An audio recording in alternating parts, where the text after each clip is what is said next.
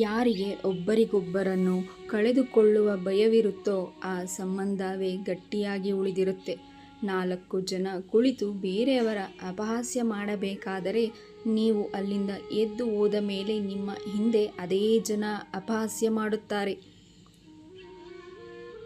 ನಿಮ್ಮ ನೋವನ್ನು ಯಾರಿಗೂ ಹೇಳಿಕೊಳ್ಳಬೇಡಿ, ಏಕೆಂದರೆ ಎಲ್ಲರ ಮನೆಯಲ್ಲಿಯೂ ಮುಲಾಮು ಇರುವುದಿಲ್ಲ, ಆದರೆ ಉಪ್ಪು ಎಲ್ಲರ ಮನೆಯಲ್ಲೂ ಇರುತ್ತೆ. ವಿಷಕ್ಕೂ ತನ್ನದೇ ಆದ ಸ್ವಭಾವವಿದೆ.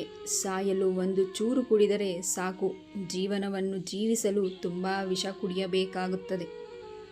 ಅಷ್ಟು ಸಮುದ್ರವು ಒಂದು ಸಣ್ಣ ಹಡಗನ್ನು ಮುಳುಗಿಸಲು ಸಾಧ್ಯವಿಲ್ಲ. ಎಲ್ಲಿಯವರೆಗೆ ಹಡಗು ನೀರನ್ನು ಒಳಗೆ ಬರುವುದನ್ನು ತಡೆಯುತ್ತದೆ ಅಲ್ಲಿಯವರೆಗೂ. ಹಾಗೆಯೇ ಜಗತ್ತಿನಲ್ಲಿ ಯಾವ ಸಕಾರಾತ್ಮಕ ವಿಚಾರವೂ ನಿಮ್ಮನ್ನು ನೆಲಕ್ಕೆ ಬೀಳಲು ಬಿಡುವುದಿಲ್ಲ.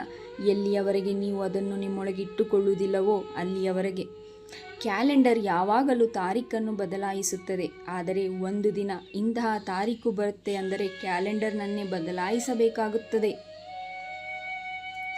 ಜೀವನದ ಸತ್ಯವನ್ನು ಅರಿತುಕೊಳ್ಳುವುದು ತುಂಬ ಸುಲಭವಾಗಿದೆ. ಯಾವ ತಕ್ಕಡಿಯಲ್ಲಿ ಬೇರೆಯವರನ್ನು ಅಳೆಯುತ್ತೀವೋ ಅದೇ ಮೇಲೆ ಸ್ವತಃ ನಾವೇ ಕುಳಿತು ನೋಡಬೇಕು.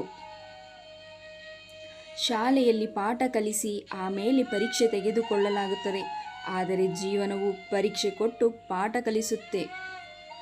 ನಿಮ್ಮ ಮನಸ್ಸನ್ನು ಪ್ರಸನ್ನವಾಗಿರಿಸಿ. ಈ ಜೀವನದಲ್ಲಿ ಬದುಕಬೇಕೆಂದರೆ ಸ್ವಲ್ಪ ಸ್ವಾರ್ಥಿ ಆಗುವುದನ್ನು ಕಲಿಯಿರಿ, ಏಕೆಂದರೆ ಇಲ್ಲಿ ಮೋಸ ಹೋಗಲು ತುಂಬ ಸಮಯ ತೆಗೆದುಕೊಳ್ಳುವುದಿಲ್ಲ.